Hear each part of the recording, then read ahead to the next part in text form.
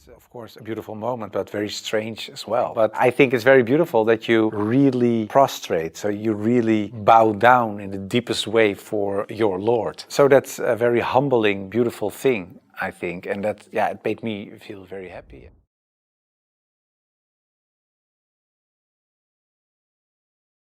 As a Muslim, in terms of practice, so it is required to pray 5 times a day. It's required to eat in a certain way. It is required to think in a certain way. You have to be the best in a way every moment because of your relation with your Creator. And because of the fact that you have to pray 5 times a day, it's a constant reminder in a way of the Creator. So that makes you much more aware of the fact that you have a Lord. That's how I experience it. And I thought to myself, whoa, 5 times a day praying, I cannot do this, I cannot do that, I have to do. So that made it hard in the head. But after I became Muslim, it wasn't hard at all.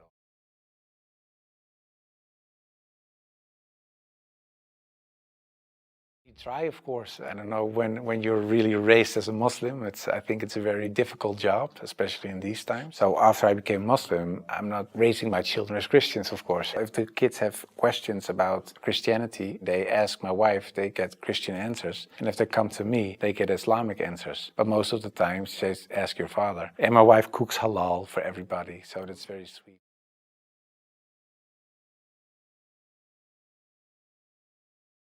Yeah, that's something that bothers me, and that's one of the reasons that we founded an organization. It's called the IXC, Islam Experience Center, and we go to schools, primary school, high school, college, universities, but also to departments of the government, other social organizations, churches, to take away misconceptions about Islam, to share the message, to show Islam in its true colors. And we do it by virtual reality with the glasses, so it's a very fun experience as well. And we try to erase in a way the things I said and done in the past.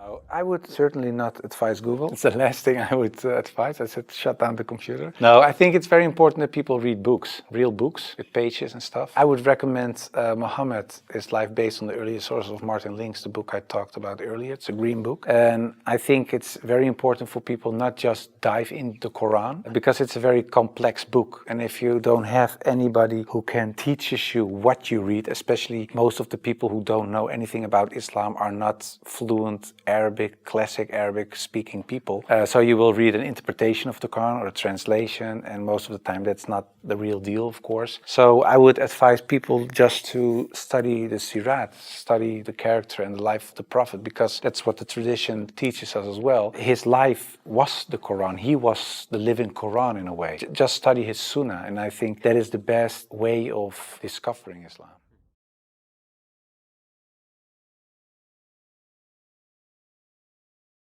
Became much more happy after I became Muslim. So I would like to invite everybody to become Muslim, just because it brings peace to your soul and peace to your heart. It is the truth, it resonates with heart and soul. At least look at it from an Islamic perspective, try to read and study the life of the Prophet, try to understand what the Muslims believe, not so much the behavior of Muslims, because there are a lot of Muslims that don't live like Muslims, including myself. I don't always live like a Muslim. I should, we all do, but you should look at the example of all examples, and it was the Prophet. And if you study his life, perhaps you find guidance that leads you to the truth.